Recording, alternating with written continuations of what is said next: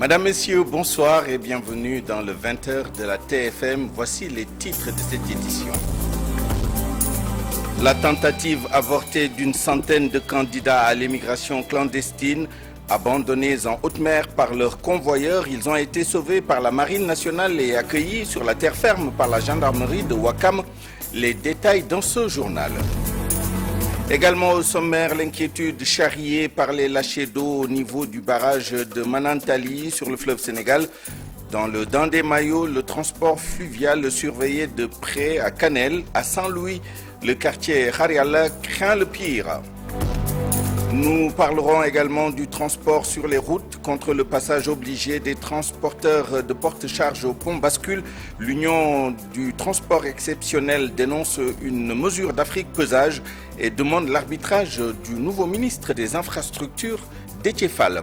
Et puis nous évoquerons les relations très tendues entre les bus Tata et les deux roues sur les routes.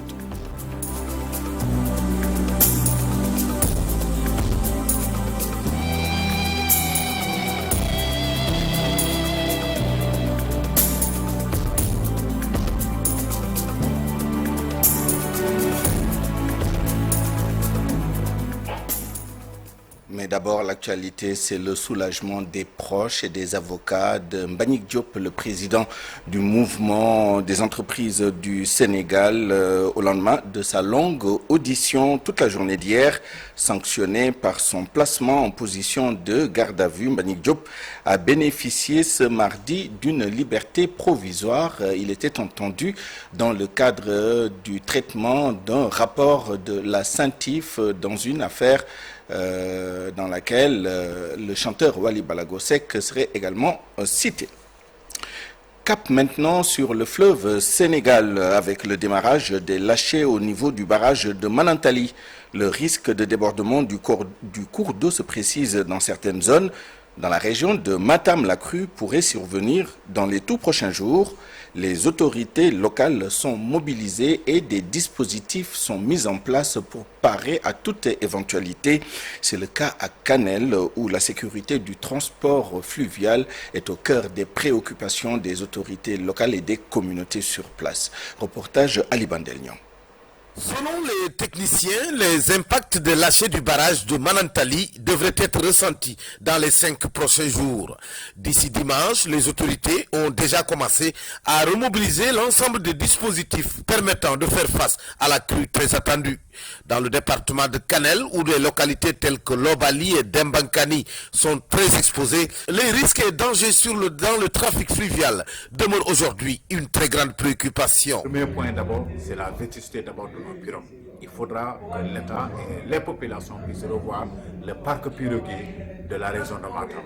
Par toutes les anciennes pirogues ne doivent pas faire la traversée en cette période vraiment de lâcher d'eau du barrage de Manantali. Le deuxième point, c'est l'augmentation aussi des gilets de sauvetage. Nous savons très bien que l'État du Sénégal a fait un grand effort en donnant gratuitement des gilets de sauvetage aux transporteurs fluviaux et les traversées sont formellement interdites pendant la nuit. Quatrième point, c'est ne pas confier les pirogues de transport aux enfants mineurs, surtout aux petits-enfants qui ne savent absolument rien du tout, de ne pas les donner des gilets, de ne pas les donner les pirogues pour qu'ils puissent faire la traversée. Et aussi, nous demandons à l'État du Sénégal, sur les sites de recasement, il ne faut pas que l'État nous mette dans des endroits où il n'y a pas l'eau, il n'y a pas d'électricité. Il faudra que l'État puisse revoir cela. Après plusieurs heures d'échanges et de partage avec l'ensemble des acteurs du département, le préfet de Canel reste bien très conscient de la menace. Oui, parce que nous sommes là au niveau du Dandé-Mayo et nous avons un retour d'expérience. Au mois de mai, nous avions vécu le chavirement d'une pirogue qui avait entraîné 5 décès. Nous avons jugé nécessaire d'associer ces piroguiers-là pour les sensibiliser au port du gilet de sauvetage avec les lâchers imminents d'eau au niveau du barrage de Manantali. Donc il s'agissait aujourd'hui de réunir le comité départemental de gestion des inondations et de voir comment ensemble nous préparer à faire face aux inondations qui en découleront. Et donc un ensemble de mesures a été arrêté, notamment l'identification des zones à risque, des sites qui sont exposés aux crues, mais également des sites de recasement. Au-delà des risques d'envahissement des habitations et périmètres agricoles, les pistes qui relient toutes les localités du Dandemayo Sud sont aujourd'hui fortement menacées. Cela du fait surtout que l'Ageroute n'a pu tenir sa promesse malgré les dégâts enregistrés pendant les inondations de l'an dernier. À Saint-Louis, ce sont les lâchers du barrage de Diama qui créent une réelle psychose dans le quartier de Khariala. Il y a également l'onde venue du barrage de Manantali qui rappelle les conséquences désastreuses qu'a subi ce village dans la commune de Saint-Louis l'année dernière. Mais nos reporters sur place ont interrogé un ingénieur en sciences des eaux et de la météo qui prévoit que la sévérité de l'impact sera moindre par rapport à l'année 2024. À Saint-Louis, voici la correspondance de Ousseynou Diop et Habib Sek. Khariala de Saint-Louis, les jeunes talibés tentent de passer pour aller dans les maisons. Les eaux de pluie qui ont débordé ces derniers jours suite à l'ouverture du barrage de Diama ont englouti plusieurs concessions. Ici, les femmes sont inquiètes. Ndeydiaw habite à Khariala. Nous sommes très fatigués. On vit dans les eaux, c'est difficile. L'eau arrive dans les maisons et les enfants sont malades. Les eaux de Manantali vont arriver dans les prochains jours.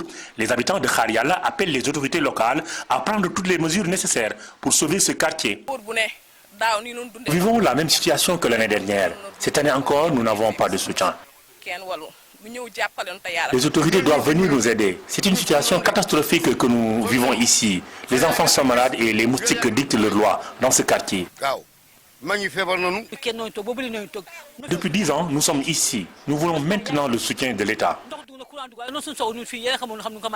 Selon Ibrahim Amba, président de Focus Zéro Inondation et ingénieur en sciences des eaux et de la météo, cette année, les impacts seront moins ressentis par la population saint-louisienne. Déjà, en termes de communication, cette année, les Sénégalais ne prennent pas de la même manière l'information qui est reçue par rapport à l'ouverture du barrage de Diama. Dès que le barrage est ouvert, les gens s'attendent à ce qu'il y ait des conséquences et des mesures des mesures de précaution vont être prises par les populations. Et ça, déjà, c'est quelque chose de positif. L'autre chose, c'est que l'État avait déjà anticipé, tel que je l'ai dit, en ouvrant le barrage de Diama. 1 mois avant la date échue, éventuellement, on peut avoir des débordements, mais des débordements qui ne seront pas de la même ampleur que l'année dernière. Depuis quelques jours, les populations de Khariala vivent dans des difficultés. Les eaux du fleuve commencent à déborder, ce qui impacte négativement sur la vie des populations. Allons maintenant à Touba où plusieurs quartiers de la cité religieuse sont envahis par les eaux pluviales. Une situation catastrophique que l'organisation Touba Ca Kanam essaie de prendre en charge avec ses propres moyens mais en coopération avec les pouvoirs publics, notamment à travers le projet ou l'opération Walou lancée le 3 juillet dernier. Ce sont 40 motopompes qui sont déployées sur le terrain et qui nécessitent une importante quantité de carburant. Écoutons à ce propos le vice-président de Touba Ca Kanam, Abdou Fattah Gueye, et ses propos sont recueillis par Pape Faraning. La situation des inondations est catastrophique dans certains quartiers à Touba comme Kausara, quartier Mamdiara, Fetto sont les plus impactés, ainsi que Guédé, Dakar, une partie de Jannatou Mahwa, Madiana. Beaucoup de quartiers ont des problèmes graves et le ciel continue d'ouvrir ses vannes. C'est difficile en ce moment d'avoir un chiffre exact pour les sinistrés. Mais si l'on se réfère des chiffres de l'année dernière, on avait plus de 50 000. Mais Touba Ca Kanam avait pris le devant depuis 4 ans. Cette année aussi, le 3 juillet, on avait lancé Opération Walou sous l'égide de Serigne Abibou Mbacké, le président de Touba Ca Kanam. Nous avons mis un dispositif avec des gens qualifiés et beaucoup de matériel pour évacuer les eaux dans ces quartiers avec 40 motopompes dont les 5 sont des motos électriques. Les 2 sont installés au niveau des mini-stations, mais les 3 restantes sont acheminées dans les zones les plus difficiles. Les 35 autres fonctionnent avec du carburant. De ce fait, on se retrouve avec une consommation journalière de 200 000 litres de gasoil. Tout autre chose maintenant, les passations de services se poursuivent entre les ministres sortants du gouvernement et les nouveaux entrants, comme ce matin, entre le désormais ex-ministre de la Justice, Ousmane Diagne, et la nouvelle garde des Sceaux, Yacine Fall, cérémonie de passation décrite par les rares témoins comme sobre. Quant au nouveau ministre des Infrastructures, il poursuit sa série de passations avec les ministres qui détenaient dans leur portefeuille des infrastructures. Déthié Fall, très attendu par l'Union du transport exceptionnel, qui compte le saisir au sujet de l'obligation faite aux transporteurs de porte-charges de passer sur les ponts bascules. L'Union a exposé devant la presse ce mardi les difficultés liées à la note d'Afrique Pesage qui leur fait injonction de faire cette formalité. Voici Mama Diakhoumpa, le coordonnateur de l'UTE, au micro de Modou Fall. Échanger avec eux sur un problème très sérieux, je dirais même trop sérieux, que nous sommes en train de subir depuis le 21 août 2025. Suite à une note d'Afrique Pesage obligeant tous les porte-chars qui ne disposent pas d'une autorisation signée par le ministre de passer par le pont bascule. Les ponts bascules du Sénégal d'Afrique Pesage ne sont pas faits pour les porte-chars. Le dimensionnement ne permet même pas à un porte-char d'entrer pour peser. L'autre aspect, quand vous parlez de transport hors gabarit, quand on parle de transport exceptionnel, c'est déjà un transport qui dépasse les normes. Et quand un transport dépasse les normes et que vous demandez que ces porte-chars-là soient pesés, c'est contradictoire. C'est impossible. Hors norme, ça veut dire que ça dépasse les normes. En hauteur, en largeur et en poids. Donc comment tu peux dire à une personne, tu fais un transport exceptionnel, ensuite tu lui dis, tu passes par le pont bascule. L'autre difficulté, c'est que c'est le ministre en personne qui doit signer le document. Autrement dit, si le ministre doit s'occuper de la signature de ces documents-là, ça veut dire qu'il ne va rien d'autre à faire dans ce pays-là. Parce que chaque jour que Dieu fait, c'est des centaines de colis qui sortent du port de Dakar. Chaque jour de retard pour un bateau, si tu as un colis qui doit, par exemple, retourner sur un bateau pour la réexportation, c'est 170 000 € par jour de pénalité. La route qui est devenue un espace de tension, voire de conflit violent entre les chauffeurs de bus dits Tata et les conducteurs de deux roues. Ce conflit qui dure depuis plusieurs années prend aujourd'hui une tournure inquiétante. Un climat tendu qui interpelle les autorités pendant que la population s'inquiète de sa sécurité au quotidien. Reportage Habib Faye. Sur les routes de Dakar et de sa banlieue, la cohabitation tourne à la rivalité entre chauffeurs de bus dits Tata et conducteurs de deux roues. Chaque journée est marquée par des altercations, des accrochages et parfois des drames.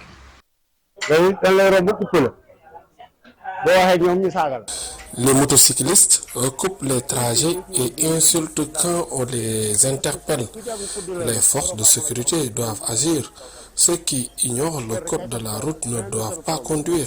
Dernier exemple en date, au terminus 62, en colère, des motocyclistes ont saccagé l'arrêt de bus, dénonçant les comportements des chauffeurs. Une riposte qui traduit la profondeur du malaise. L'accident d'avant-hier a coûté la vie à un motocycliste qui a percuté un bus Tata. Les accidents sont fréquents sur nos routes, mais le respect du code de la route reste indispensable. Chacun doit pouvoir travailler normalement. Après tout, nous n'avons pas les mêmes clients. Pourquoi se précipiter? Les bus Tata s'arrêtent où ils veulent. Si vous les suivez sans signaler, ils s'arrêtent dès qu'ils voient un client. Pire, si vous essayez de les dépasser, certains font la course avec vous. Ces bus nous concurrencent. Les accidents se multiplient. Chacun accuse l'autre d'imprudence. Les bus jugés trop imposants et dangereux. Les motos considérées comme incontrôlables et indisciplinées. Mais au final, ce sont les vies humaines qui se perdent dans une guerre sans merci, qui n'épargne personne.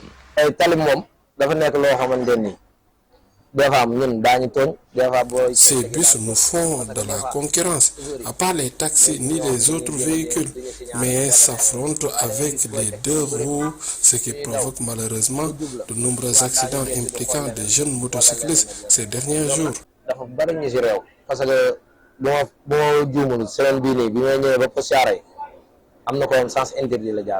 Sur la route, chauffeurs de bus et conducteurs de moto peuvent se tromper. Les chauffeurs conduisent souvent sans signaler, tandis que certains motocyclistes sont imprudents et distraits par leur téléphone. Beaucoup sont également impolis. La semaine dernière, l'un d'eux m'a même insulté sans raison. Chacun doit avoir un bon comportement sur la route. Le chauffeur doit toujours vérifier ses rétroviseurs et veiller à la sécurité de ses passagers. Mais les motocyclistes, parfois très impolis, doivent aussi changer d'attitude pour protéger des vies. Pendant une véritable régulation et des mesures concrètes, les affrontements se poursuivent et la route reste une zone de tous les dangers. Une situation explosive qui appelle plus que jamais l'arbitrage des autorités. Rendons-nous maintenant à Thiès pour parler de l'opération de déguerpissement lancée par la mairie de ville. Restaurants, entreprises et autres boutiques seront déguerpis, assure le maire Babacar Diop et l'AGEROUTE qui souhaite ainsi relancer les travaux de la route qui mène vers l'autoroute à péage à l'arrêt depuis plusieurs mois. Mais les propriétaires s'y opposent. Reportage, Cherante Diop, c'est l'attire. Le maire de Thiès a entamé un programme de déguerpissement. Plusieurs cantines, boutiques, restaurants et entreprises implantées à proximité de la route qui mène vers l'autoroute sont sur le point d'être déguerpis. Touba Kausarafal, un grand restaurant, en fait partie.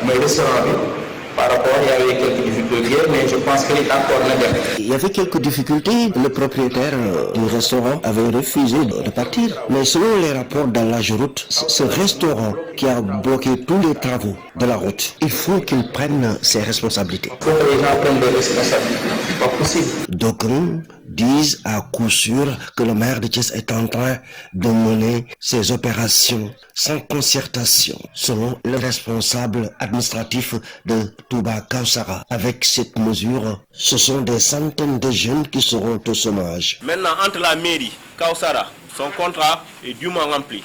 Kausara est une entreprise qui a rempli toutes ses obligations en étant une personne de droit. Aucun document n'a été délivré par la mairie ou bien les autorités compétentes. Parce que ce n'est pas la mairie qui doit faire ce déménagement. Il y a des autorités compétentes. Le préfet nous entend, le gouverneur. Et le contrat de Kausara, il y a toutes ces autorités. Pour déménager une entreprise, je pense qu'il y a des règles à suivre. En étant dans ce pays où le chômage ne cesse d'accroître. Très conscient des conséquences, le maire de Thiès précise que des giratoires et feux de signalisation. À Kaffrine, une centaine de travailleurs du cadre de vie licenciés sont sortis dans la rue pour dénoncer leur licenciement qu'ils qualifient d'abusif et sans motif. Le dit collectif a décidé de passer à la vitesse supérieure si cette injustice continue. Ils interpellent les autorités compétentes. Voici leur porte-parole, Lala Sow, au micro de Ndeye Awabey et Mam Goro Wilan. Nous sommes là aujourd'hui réunis pour dénoncer avec la dernière énergie l'injustice dont nous avons subi. Depuis un bon moment, nous assistons à des licenciements abusifs de nos camarades d'ici et d'ailleurs. Des licenciements sans motif fondés au cadre de vie. Pour le département de Koungheul, on peut noter 57 licenciements. Pour Malem, nous avons 14. Pour le département de Kaffrine, 95 et Birkelane, 16, pour ne citer que cela. Alors que le licenciement au sein du cadre de vie devrait se baser sur des absences et pourtant aucun agent n'a été absent, encore moins âgé pour être remercié. Nos contrats qui devraient arriver en termes le 31 décembre 2026 viennent d'être bafoués par ce régime animé de mauvaise foi. Nous dénonçons ces licenciements qui reposent sur le clientélisme politique. Moi, personnellement, en tant que superviseur, j'ai appelé le délégué pour lui demander les causalités de ces licenciements.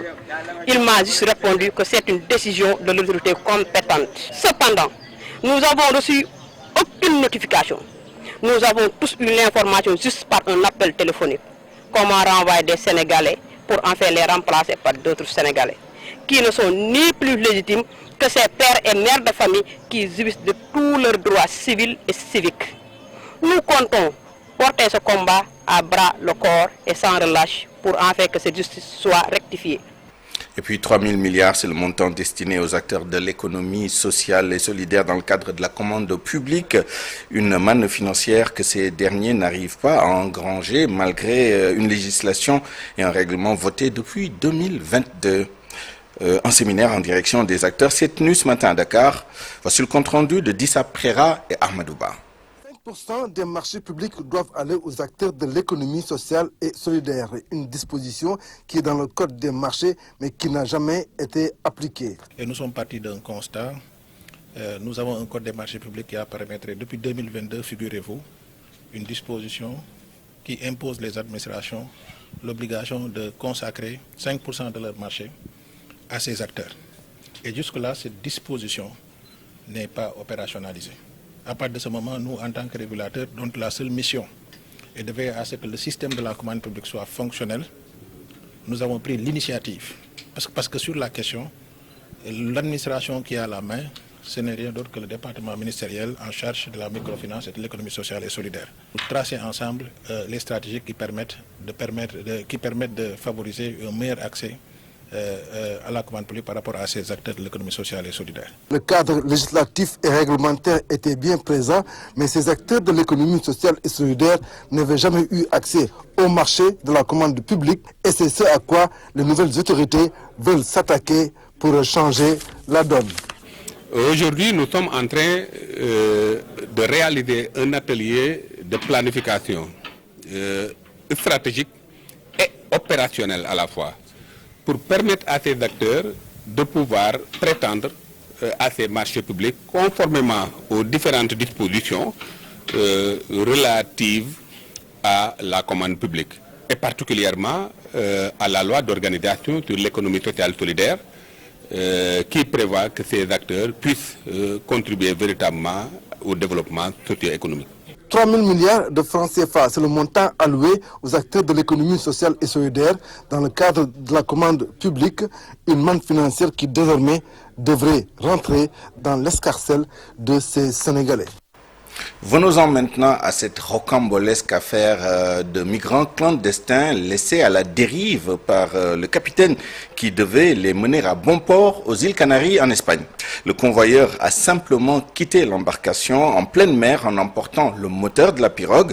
Les 112 candidats ont été interceptés et sauvés par la Marine nationale et la Gendarmerie nationale ce matin au large de Ouakam. La gendarmerie qui a interpellé les rescapés et ouvert une enquête. Suivant ce reportage de Pape Djibril Gueye et Mohamed Dian.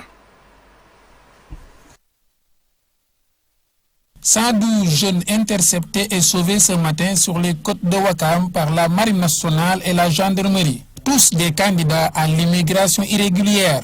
Leur convoyeur les a abandonnés en pleine mer, partis avec leur moteur à bord d'une autre pirogue. Ce matin, on nous a dit qu'il y a une pirogue qui a échoué, qui va échouer à Ouakam. Et nous avons alerté la gendarmerie et aussi les agents du quai de pêche de Ouakam. Apparemment, c'était une pirogue qui était chargée d'environ une centaine de personnes, un peu plus de 100, qui n'avaient plus de moteur apparemment. Et il fallait leur trouver un moteur. Donc j'ai alerté le quai de pêche de Ouakam et la gendarmerie pour leur dire que nous allons trouver un moteur pour les faire arriver au moins au niveau du quai de pêche de Ouakam. Une situation qualifiée de déplorable et désastreuse par la... Bon, ça tombe mal parce qu'avec l'hivernage, je ne sais pas pourquoi ils ont choisi ce moment-là. C'est vraiment très très risqué pour ces jeunes qui ont été sacrifiés par des chasseurs d'argent parce que le capitaine a disparu. Au-delà des solutions politiques contre l'immigration irrégulière, le maire appelle l'État à plus de vigilance pour contenir cette situation. Au niveau de Ouakam, je pense que chaque côte doit surveiller chaque commune doit surveiller ses côtes. Et peut-être qu'avec ça, on va trouver une solution. Mais pour l'instant, certains jeunes en fait sont... Jusqu'ici, on ignore la provenance de la pirogue et le nombre exact de personnes qui ont échappé au pire. L'enquête suit son cours et la gendarmerie promet de s'exprimer dans les meilleurs délais après l'autorisation de la hiérarchie.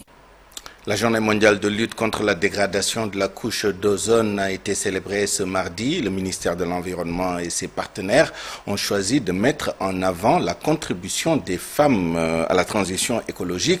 L'événement a souligné leur rôle essentiel dans l'efficacité énergétique, reconnaissant ainsi leur statut d'actrice de premier plan. Le thème de cette année est de la science à l'action globale.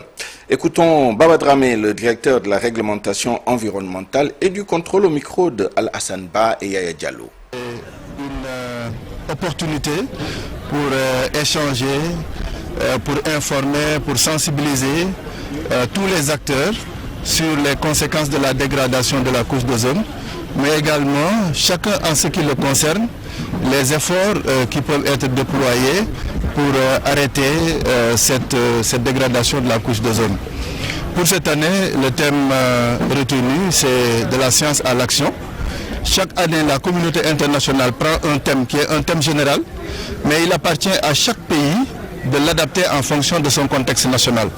Donc nous, on a préféré mettre l'accent sur le rôle des femmes parce qu'effectivement, on a constaté depuis un certain moment une mobilisation des femmes techniciennes en froid et en climatisation qui œuvrent justement à mettre en œuvre la politique de l'État dans le domaine de la lutte contre la dégradation de la couche d'ozone.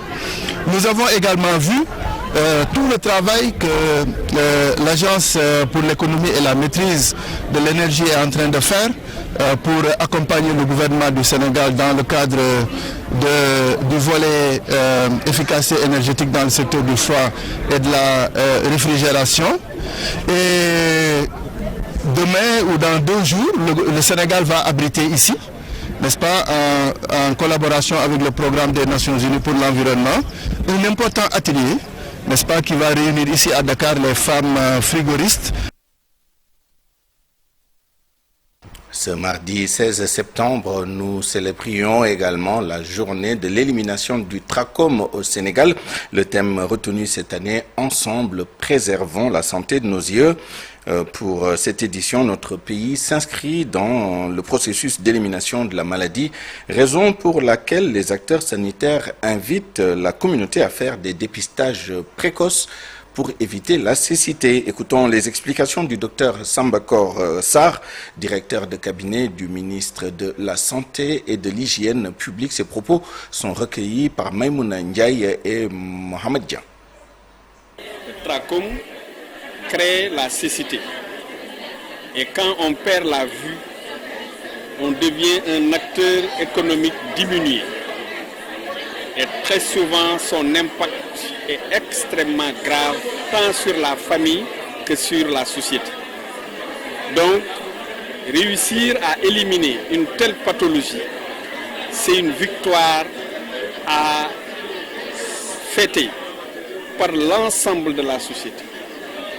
Ce n'est pas une victoire du système de santé, c'est une victoire de la société sénégalaise. Et je pense que cela a été reconnu par les autorités de ce pays. C'est pourquoi nous avons voulu faire de cette journée une fête de la société. Nous avons invité l'ensemble des acteurs communautaires des régions qui étaient fortement affectées par la maladie. Et aujourd'hui, la fête va se poursuivre. Mais la fête ne va pas nous amener à nous dormir sur nos lauriers. C'est une fête qui va davantage nous pousser à être plus vigilants par rapport à cette pathologie. Et d'autres victoires sont attendues, toujours dans le cadre du processus d'élimination de la maladie, qui constitue parfois un facteur qui limite énormément de potentialité vers l'essor économique de notre pays. Et puis sachez que le forum du livre se tiendra le mois de novembre prochain. Sali a accueilli une rencontre pour harmoniser les contributions des acteurs du livre. Pour cette année, les autorités veulent que les acteurs réfléchissent sur la contribution du livre dans le développement du numérique contenu dans la vision 2050 ou 2050, occasion saisie par les écrivains sénégalais en langue nationale pour exposer leurs préoccupations qui se résument à un manque de considération. Ndeye Matidien et Mamadou Gueye nous font le compte-rendu de cet atelier. De base, c'est un atelier sur l'harmonisation des contributions du livre et de l'éditeur. Mais convaincu de leur rôle important, l'Union des écrivains sénégalais en langue nationale en a profité pour demander beaucoup plus de considération. Le veuille ou non, l'écrivain est le produit de base, mais c'est celui qui a le moins de valeur dans la chaîne du livre. C'est un paradoxe. C'est-à-dire qu'on ne peut pas être à l'origine de tout le processus, être le plus mal loti. Des préoccupations que prennent en compte les autorités à travers le ministère de la Culture. L'atelier consiste justement à discuter. Il y a de la matière qui a été produite, des orientations, des propositions, des avis, l'ensemble des acteurs au niveau national. Et c'est justement à la fin de cet atelier que des recommandations seront formulées et justement ces recommandations seront la base du pré-rapport qui sera le cadre de discussion. C'est une harmonisation. Ce forum du livre annoncé par le secrétaire d'État auprès du ministre de la Culture fait partie des grandes orientations pour faire du livre un moteur de développement avec une place importante dans le déroulement de la vision 50. Le forum est prévu le 16 novembre.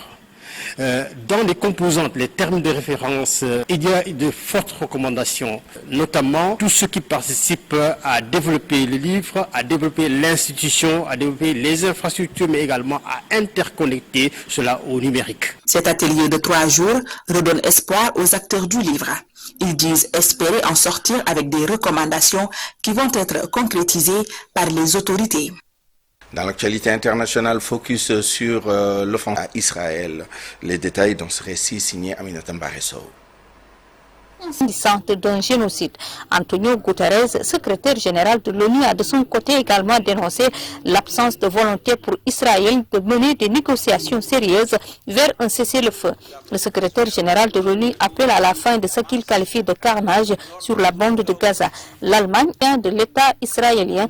Le secrétaire d'État américain en tournée a réaffirmé le soutien des États-Unis à Israël dans sa guerre contre le Hamas. En mode sport, avec la fin de parcours pour lui, François Mendy, au championnat du monde d'athlétisme de Tokyo. En demi-finale, l'athlète sénégalais n'a pu aller au bout de sa course, laissant s'échapper ses chances d'accéder à la finale. Malgré cette élimination, Mendy confirme sa montée en puissance et son rang parmi les meilleurs hurdlers africains. Voilà, c'est la fin de cette édition que je vous remercie d'avoir suivi. Restez avec nous dans un instant, notre invité du soir, Soir d'info.